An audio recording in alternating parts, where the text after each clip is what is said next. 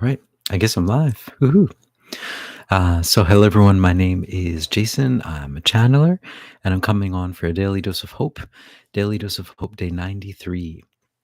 And what a daily dose of hope is just that I come on to give a daily dose of hope because the energies on our planet, the story on our planet, is getting wackier and wackier.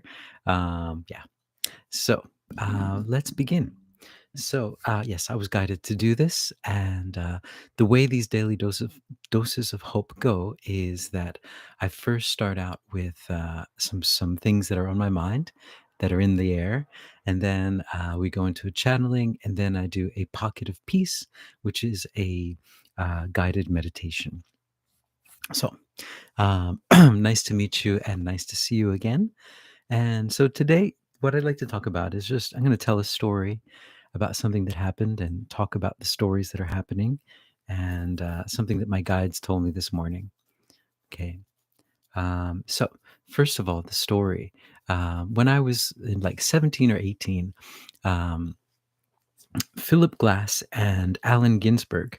So, Philip Glass is a famous minimalist composer that wrote a lot of famous movie scores as well.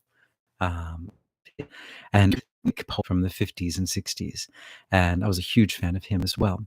And one year in the 90s they kind of got together and they did this kind of tour, and they went to kind of out of the way places. So like my rural town, close to my rural town, there was a university, and they went to perform at that university. So they're like the hippies from before, the hippies from the 50s. They used to kind of listen to jazz, and they were kind of, you know, bebop, and they would just, recite poetry, and it's kind of like that kind of hip kind of thing.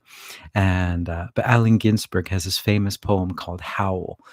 So if you're interested in it, it's really a very intense poem, kind of like a rock and roll kind of poem.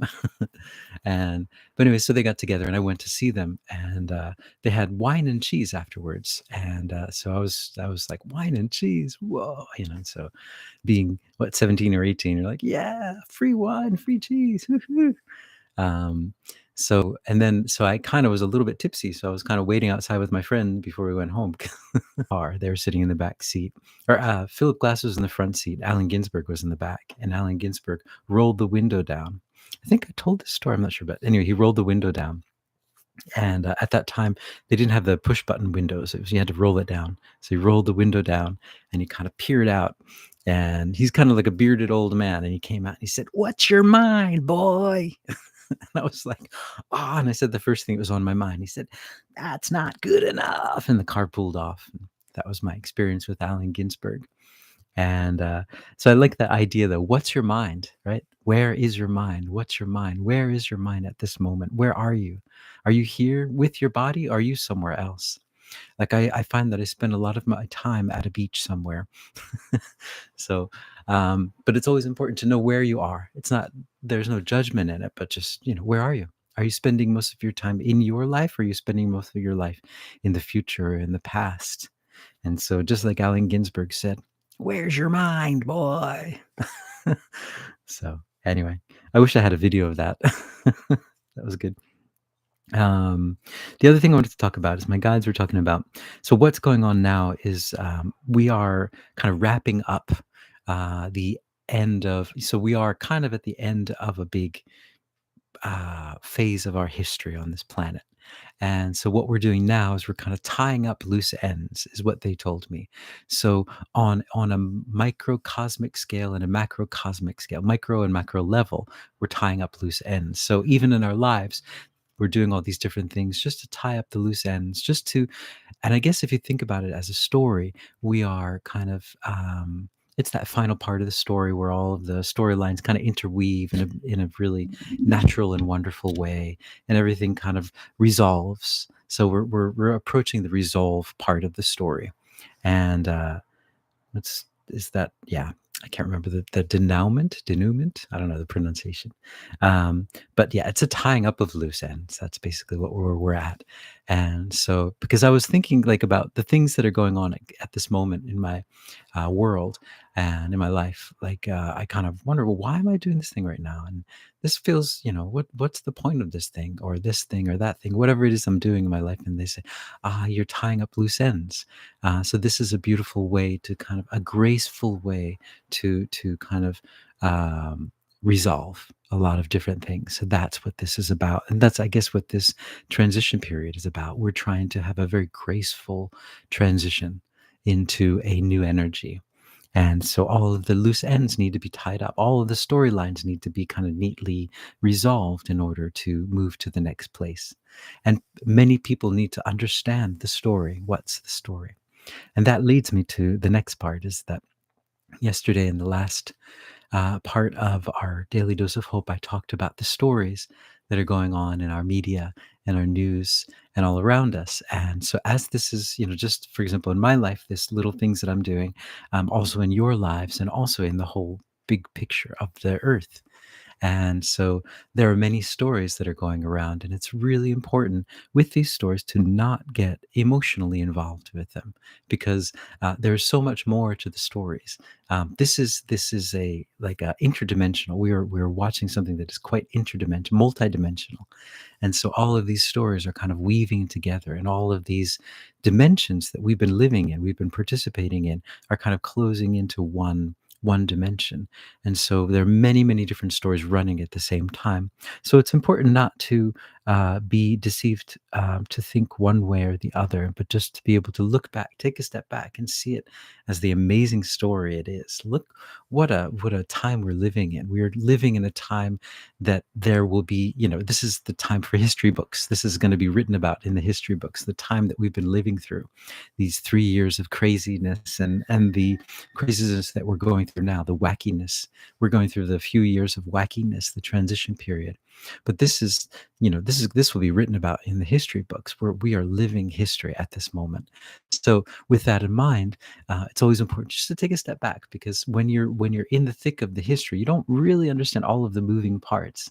And so, but just to kind of witness them as they are, and then to take them the what is the word, the 0 point, not to fall go on any side, but just to kind of take the higher perspective and say, what an interesting story. And I wonder why this story is happening this way. I wonder how it's going to resolve, and in that sense, without judgment. And if you're able to do that, then you are able to let it be what it needs to be, and then you don't have to be emotionally involved in those stories. You can just say, "Oh, interesting story, great," but I got my story to live. I'm living my story at this moment, and it's a wonderful story. And I hope everyone gets what they need out of it. But my story is happening now too. And so, yeah, so we're kind of multidimensional in that sense. And I guess part of that non-judgment is about, in order to live in many different dimensions at once, if we kind of hold on, the word that we were talking about yesterday is glom on. If you glom on too much to one story, then you get stuck in one dimension. But if you're multidimensional, you know, oh wow, look at all these beautiful things. It's a kaleidoscope. It's this rainbow of colors, and you just look at that, look at that. That's beautiful. That's beautiful. Look at that. But you don't have to glom onto any dimension. You can just be like, but I'm free. I'm just a spirit kind of viewing and experiencing all of these wonderful things. So that's what I wanted to say. Hey, Michael. Hiya. So yeah, so that's all I wanted to say. And so I'll go into a channeling, and maybe they can give some insight, and yeah, whatever they need to, sorry, I got something in my eye, whatever they need to kind of tell us. And Michael, you say Mr. Glom. Yes, Mr. Glom. Make sure you don't glom onto things like Mr. Glom. All right, so here we go. Hmm.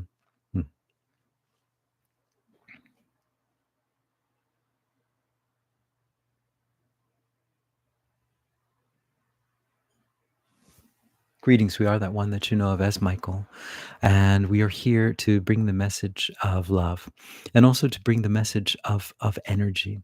Uh, There's often talked about the sword of Michael, the sword that I have, the sword that all of you have as well. You all possess a sword. It's like the sword of Excalibur. It is your sword that you can use to ward off, you might say, all of the negativity around you and to keep you free and to keep you in the neutral zone and to keep you from dipping down into other dimensions, into lower expressions of emotion. And you all have your sword, and some of you are ready to carry it yourself, and some of you might find it to be too heavy at the moment. And that's something that I can come in and help with this energy. But this is also my energy is not. My energy is not necessarily warlike, but I am a fighter. I am a fighter. I fight. I fight with light energy. I am an active fighter of this energy. I try to bring as much light as possible, and that is what I do. That is what I love to do. I am a light bringer, and I am a warrior of light, a light warrior, as all of you are as well. Now, when you are a warrior, there are many different ways to look at a warrior. Your idea, your concept of on this planet of a warrior is very one-sided. You don't accept the full extent of what a warrior can be.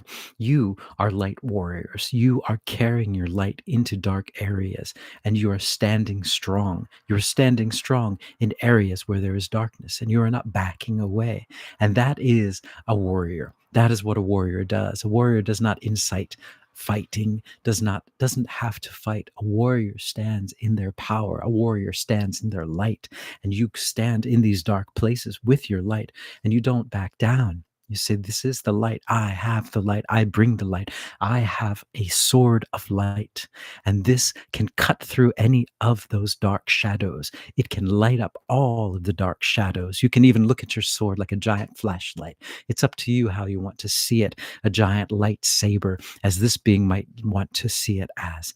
And this is your energy. This is your power. All of you possess these lightsabers, and you can bring them whenever you feel that you are in a dark area. Just light up your sword, and you'll see how quickly all of the dark falls away because it has no power. In front of the light has all the power, and that is the power that they are operating on, and they cannot steal the power of your sword. Your power of your sword is yours, and it cannot be stolen. It is yours. All yours. And so when you use your sword out there in this world, out there in these dark places, understand that that is a true warrior. You are a true warrior spirit wandering through these days, wandering through these end times, these transition times, and wandering through these difficult polarized times. But when you bring your light to these times, you are more powerful than anything you could ever imagine. And when you come together with your light, with your powerful swords, with your powerful lightsabers, when you come together, there is nothing that can stop you. Understand how much power you have at this moment on this planet of just bringing the light. You are bringing the light, the energy of the light. There is nothing that is more powerful than this energy, and you are bringing it, and you are bringing it, especially when you look, as this being says, on stories, when you bring your light to the stories and you see them as the stories they are. They are only stories, and they are being woven, and they're being woven. And you can bring your sword into the stories, and you can take out all of the shadows from the stories. You can slice away all of the shadows so that the stories become some of the most beautiful stories ever. And as you are creating these stories, they are becoming the his story, and you are creating his story, and you are changing the stories into stories of light and stories of love. And these stories are being read throughout the universe at this moment. Uh, all of the beings throughout the universe are watching you and watching how you are bringing light into these stories, into stories that could have been quite dark stories. These could have been a completely different genre from the stories that you are witnessing now. They could have been horror, or they could have been dark action movies, but they are not now. They are just stories of light. They could even be bedtime stories. They are so light because you're bringing so much light and hope into these stories. And that is what we will say to you. We are Archangel Michael. Mm. All right. So, lightsabers, bring your lightsabers. So, today, for the pocket of peace, I brought two singing forks. They're not singing forks; they're tuning forks. And this one is 64 hertz, and this one is 128 hertz. And so they make a kind of a crazy octave. And thank you, Michael. Thank you. Yeah, we are the light workers. We bring our lightsabers. And so got these two. Hey, Maya. I'm sorry, Maya. I was able to be live too yesterday. Oh, thanks. And the message was so needed. Let go, slice off with the sword all the lies we tell ourselves. Yeah, great. Thank you. I'm glad you liked it. Yeah. So we're going to move into the pocket of peace. So let's go with the theme today of the sword, lightsabers. So let's bring our lightsabers. Let's just okay. So all of you, I'd like you guys first. Let's just take 3 deep breaths to kind of get us so that we're here and we're not floating. I'm not at the beach anymore. I'll come back here. So here we go. 3 deep breaths.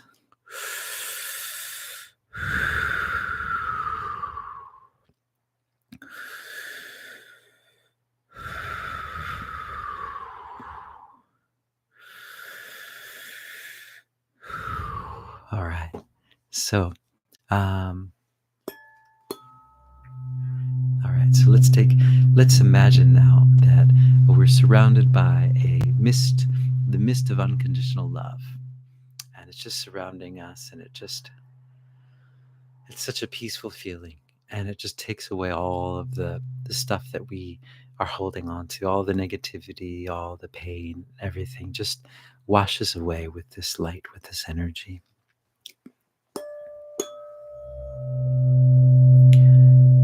And like you just to imagine that light, that energy surrounding you, and then expand it out into your room, into the whole country that you're living in, into the whole world. It's just filled with this light mist. And then today, what I'd like you to do is take out your sword. And you can think of it as a lightsaber, however you want to think about it. Just take out your sword, hold it in your hand, and just imagine that it's lit up. You know, you're holding your sword and it's lit up. And just feel the power of that sword. This is your power. Just feel the heft of it.